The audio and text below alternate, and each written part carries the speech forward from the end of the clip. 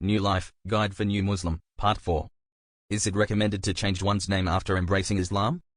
The general rule is that a new Muslim can retain his name and does not have to change it at all. In fact, the changing of names was not known among the Prophet's companions, may Allah be pleased with them. Many people have embraced Islam and retained their non-Arabic names, unless the name has a bad meaning. A name may be changed in the following cases.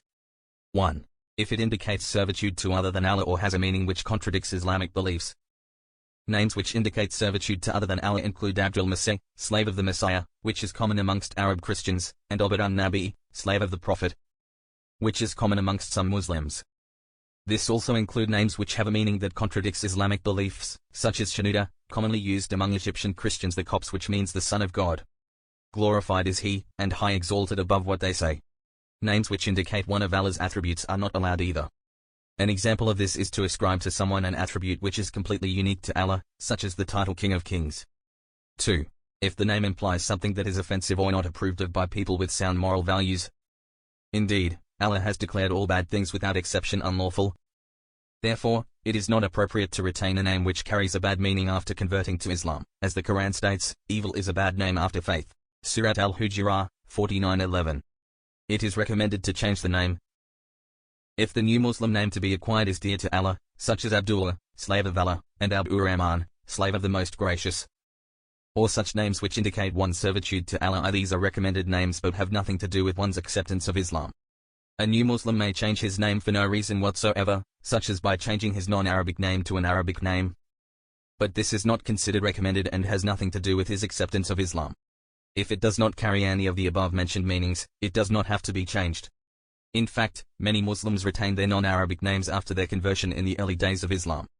He may change his name for no reason whatsoever. It is recommended to do so if the new name is dear to Allah, such as Abdur-Rahman, slave of the Most Gracious. Sunan al-Fitrah, practices dictated by man's pure nature. What does the phrase Sunan al-Fitrah mean? Islam encourages Muslims to maintain the best outward appearance possible. Sunan al-Fitrah refers to a set of hygienic or cosmetic practices enjoined by Islam that is consistent with the pure nature in which Allah has created mankind and which serves to enhance their appearance and perfect it, making Muslims combine both inward and outward perfection. The Prophet said, the customs of nature, Sunan al-Fitrah, are 5.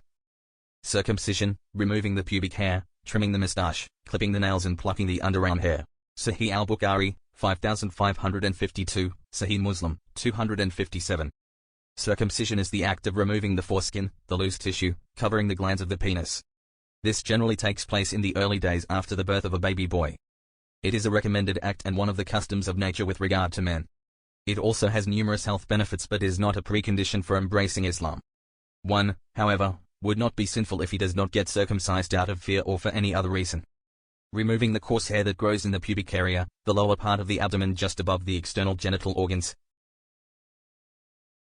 contributes to better hygiene and can be carried out by using any means that would serve the purpose. Trimming the moustache. Keeping a moustache is permissible but not recommended. However, if a Muslim chooses to keep it, he must regularly trim it. Letting the beard grow. Islam urges men to grow a beard, the hair that grows on the chin and cheeks of a man's face. Letting the beard grow means not to shave it, in accordance with the Prophet's teachings. Clipping the nails. A Muslim is required to clip his nails regularly in order to remove pathogenic organisms, dirt and debris that generally get underneath fingernails.